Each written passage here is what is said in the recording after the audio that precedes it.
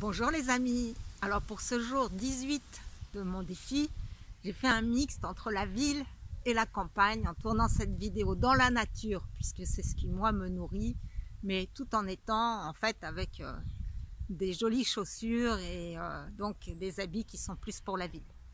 Alors aujourd'hui je vais vous parler du fait bien, que c'est très réconfortant d'avoir conscience bien, que nous n'avons pas besoin d'être parfaits bien, pour rayonner notre vérité au monde, et bien au contraire, que c'est parce que nous sommes tout croche, comme disent les Québécois, et bien que c'est ça qui va faire notre valeur, notre singularité, et qui va effectivement être un trésor à partager. Alors je vais vous citer quelques exemples, moi, qui m'ont un peu marqué. Et le premier, c'est quelques personnes qui ont vraiment soit des névroses, soit des tocs. Et par exemple, il y a Monsieur Tamert qui a écrit « Je suis né un jour bleu ». Et c'est un autiste, donc il y a beaucoup de rituels, etc. Et lui, il nous éveille en fait au fait bien, que tout le monde manifesté que nous voyons, en fait, ce n'est qu'une harmonie vibratoire. Et ce qui m'a marqué dans son bouquin, c'est quand il dit que quand le nombre pi, qu'il connaît par cœur à des milliers de chiffres après la virgule, eh bien, quand on lui met ces chiffres dans le désordre, c'est comme s'il voyait un paysage dévasté, alors que quand ces chiffres sont dans l'ordre, eh bien, c'est de l'harmonie parfaite. Eh bien, moi, il m'éveille vraiment à cette idée-là, que l'harmonie, elle est partout et que la conscience, elle est partout. Là, je viens aussi de lire un livre de Marie Kondo qui s'appelle « La magie du rangement ». Et cette femme, elle est très ritualisée, elle est obsessionnelle sur le rangement.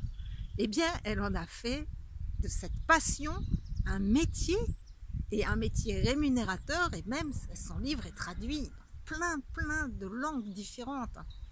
Et c'est extraordinaire, je trouve, de se dire que c'est juste cette gamine, quand elle avait 5 ans, elle a commencé à s'intéresser au rangement. Eh bien, c'est ça qu'elle a partagé au monde.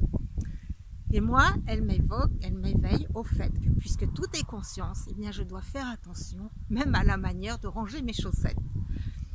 Donc ça, c'est le point des personnes, on va dire, qui pour moi ont quand même des TikTok un peu, et qui pourtant ont vraiment rayonné.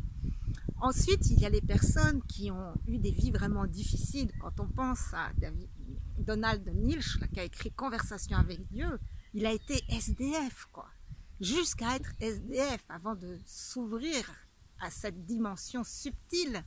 Et c'est cette expérience où il est passé de pauvre maintenant à riche et reconnu, et bien qui lui permet vraiment d'être crédible dans son histoire.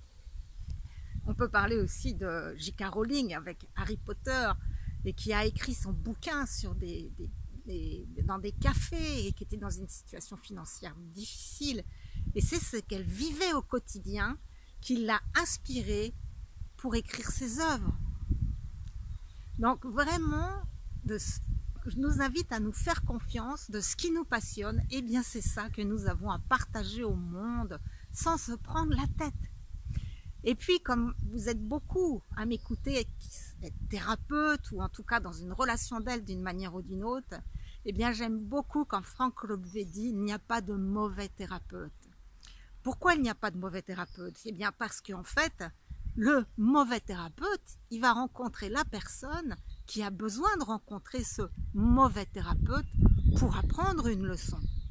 Et personnellement, effectivement, j'ai parfois rencontré des personnes que je n'ai pas trouvées formidables pour développer mon chemin, ou que j'ai trouvé dans le pouvoir, ou que j'ai considéré de manière un peu négative. Eh bien, qu'est-ce qu'elles m'apprennent? Que j'ai pas envie de leur ressembler, que j'ai pas envie de retourner voir ce genre de personnes. Et mon discernement s'affine à chaque rencontre. Et ça va loin, parce que je reprends Marie Kondo qui disait également « il n'y a pas eu de mauvais achat en vêtements ». Parce que si vous avez acheté un vêtement que vous n'avez jamais mis, il a rempli tout son ouvrage. Il vous a appris que vous n'aimiez pas ce style, ou vous n'aimiez pas la couleur. De même, si vous avez fait des dépenses inconsidérées par le passé, eh bien vous avez appris à dépenser ou moins vite, moins fort, ou je ne sais comment, mais en tout cas, chaque expérience négative, entre guillemets, nous apprend à grandir, et nous apprend à devenir avec plus de sagesse, de maturité, de discernement. Il y a un auteur dont j'ai oublié le nom qui dit on apprend beaucoup plus de nos échecs que de nos succès. Donc vraiment, ce n'est pas parce que nous avons commis des actes, eu des pensées, eu des émotions, tout ce qu'on veut, que l'on considère néfaste pour soi ou pour autrui, que nous n'avons pas le droit de rayonner notre vérité.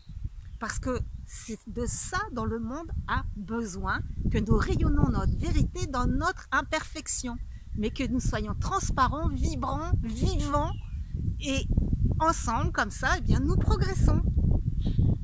Voilà ce que j'avais envie de vous partager aujourd'hui. Je vous embrasse.